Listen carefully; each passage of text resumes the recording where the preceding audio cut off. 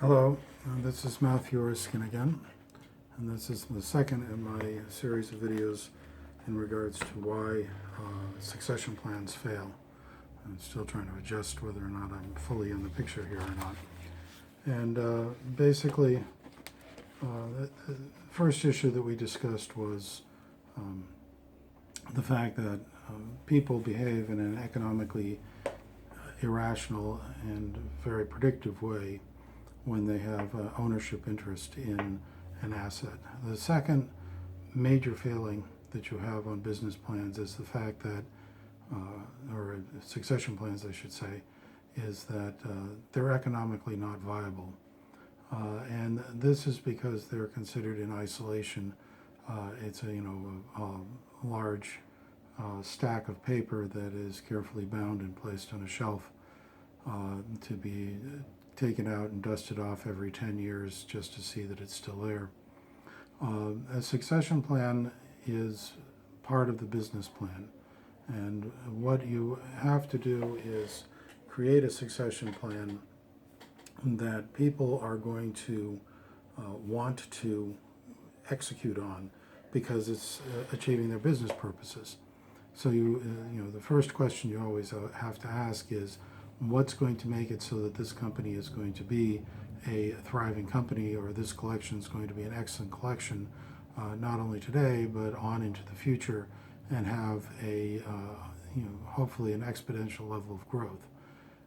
And then you say, well, if this is what the business is going to look like, shall we do a estate freeze for the succession plan, or should we sell the company and reinvest the money into a wealth management situation? And so it goes on and on.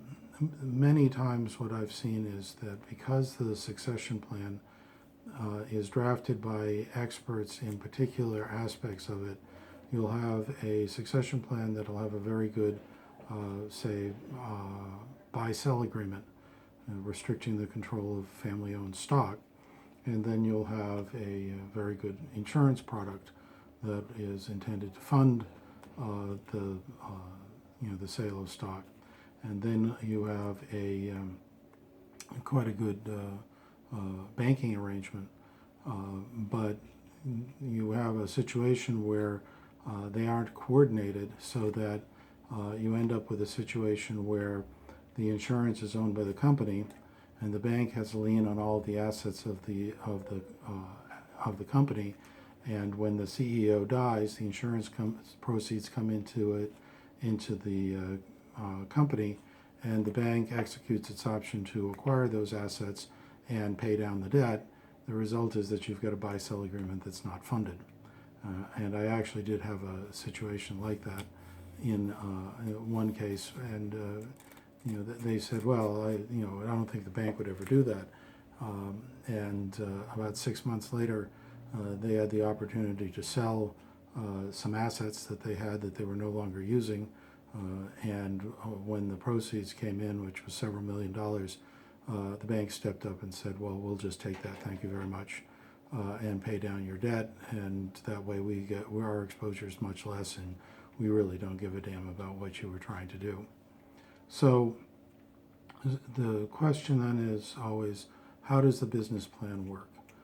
How is it that you are going to be able to do that? And the other aspect of it is that in many cases, you can achieve the business plan purposes while also achieving the succession plan purposes. For example, if you have a business that's going to decide to transfer the management of the company to the next generation, and at the same time they're thinking, well, we should really take a look at maybe acquiring a product line, then perhaps what you should do is take the next generation that you were hoping to be the management team and say, here's a challenge for you. I want you to go out, find the right product line, negotiate the acquisition of it, and bring it into the company. And I will give you, you won't have carte blanche, but you do have a budget, and you have to present it to us as if you were doing a bid for private equity funding. And this does two things. One is it gives the next generation a sort of skin in the game, because now that product line is their baby. And the other is that it lets you test out whether or not that particular group is going to be able to handle things. So just to reiterate, the second big reason why succession plans fail is because they're not business plans, and they must be business plans in order for them to work.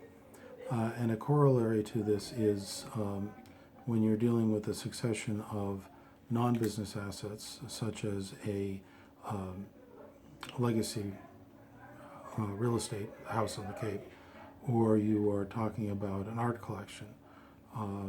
And in all those cases, you have to have an entity which is alive and people have an interest in it. If it's not alive, you get what I call the embedded in amber situation, which is that it may be sealed and preserved for the moment, but it's eventually going to decay. And probably the most famous example of this is the Barnes collection down now at the Philadelphia Museum, where Mr. Barnes made all of his money in toothpaste, actually, and acquired this huge collection, but wanted to have it displayed in a particular way in his particular house. And over the years, it remained exactly the same way, and eventually it was seeing as it was no longer really alive, it fell behind the times, and financially was not able to maintain itself. Many reasons for doing this, but the primary one is that it wasn't really a living collection. It was just a fossil that had been embedded in the sand for a million years, and you came out and you looked at it and said, that's quite interesting, but it's not alive. Anyway, thank you for listening to this. We're hopefully going to be a little bit more consistent in doing things, and please let me know if you have any questions or comments. Also, I'll make a plug for our Worcester group, which if you look on Facebook, I'll try to put a link below to it, which we have bi-weekly talks on topics like how to get out of trouble and stay out of trouble, and how to manage group benefits, and what is going on in the stock market, things like that, non-controversial, boring topics. Thank you again.